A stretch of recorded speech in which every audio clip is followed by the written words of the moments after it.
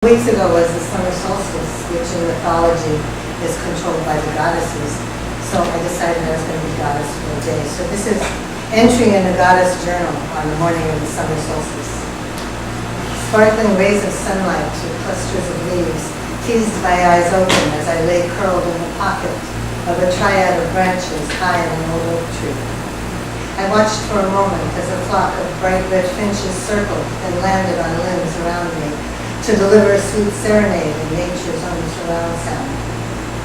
It was a reminder that today is the summer solstice, and it is time to go and greet the goddesses. There is much to do to mitigate the mess mortals have made of themselves and this beautiful planet. They claim it is their gods who direct them, all-knowing, compassionate, benevolent, and loving gods, they say. I know of no gods, and I've known many, who would deign to destroy such perfection. I am not mortal, I may not judge. But even Mercury, who was, well, mercurial, was no destroyer. He was tough and tender, and but that's a story for another day. Now I must go, lest the greater goddesses grow impatient.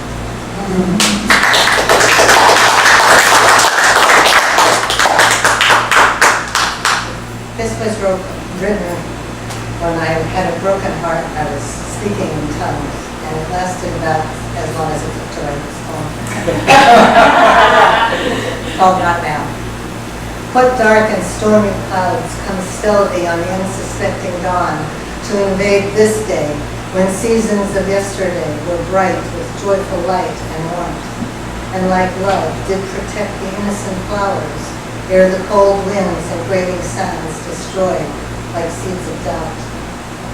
O fool that was a neophyte in this harsh world, ever trusting the false and fickle light, now grown dark and cold.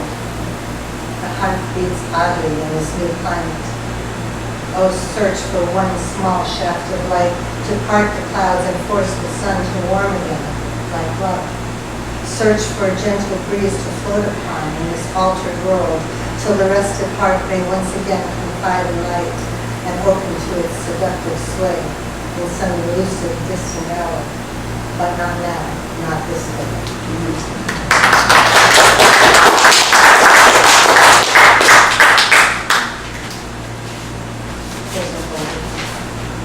This is remembering the daisy days. As children, my best friend and I climbed a grassy hill that seemed to kiss the sky. It was dotted with flowers. We thought when we reached the top, the clouds would be just within our reach. Along the way, we passed some trees, giant oaks and maples, and a lone weeping willow. And there were birds, bluebirds and robins, and we thought, this is where we're going to sing. Once at the top, we'd sit in the cool grass picking honeysuckle, drinking nectar from the stems. We held buttercups to each other's chins to see the bright yellow reflection on our faces. And then there were, of course, the wild daisies, which swayed in the grass and called for us to pick one, to determine whether the boys we liked us back. He loves me not. Now, all grown up, I wander through a field of flowers and stoop down to pick a daisy, reminded as I am of those carefree daisy days. I look around to find myself alone. I gaze at this lovely, perfect flower which seems to look right back at me with its yellow eye, and one by one I find myself gently pulling petals until the last petal is gone. He loves me not. He loves me not. I stare at that unblinking yellow eye and tearfully ask, is that your final answer?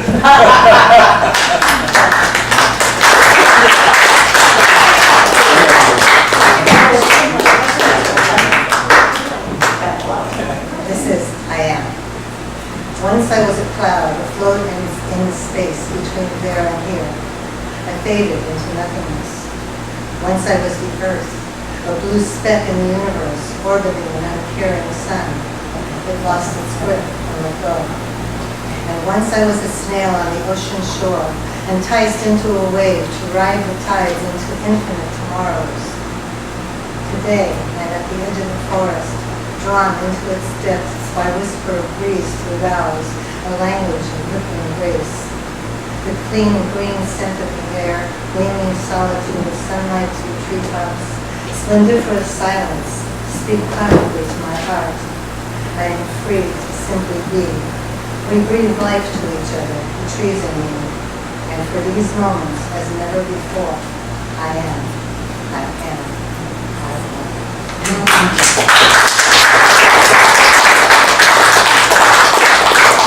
And actually, and I don't know if I read this last time I was here a couple months ago, but I still feel this is a actual return from South America.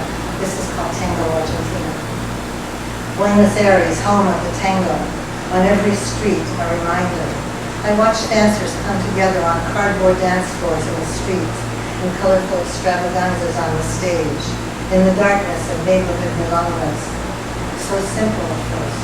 A couple begins to dance, and as the music progresses, the dance becomes an emotion, a state of being, an organic transformation that fuses body and mind, movement and music. Now, Buenos Aires behind me, I still feel the sensations, hear the incantations from every window and doorway, the orchestrations, vibrations, the palpable magic that creates a unique passion which defies description. It follows me down the street, infuses my blood, silently whispers to my soul. Feel my pulse, I am your heart, I am tango, feel me and dance. And suddenly I am dancing. On the street, in the woods, on the sand, in the clouds. I am air and rhythm and flowing grace. I am the fire of desire, the joy, the pain, the fragility and ferocity of life. Feel my pulse, I am your heart.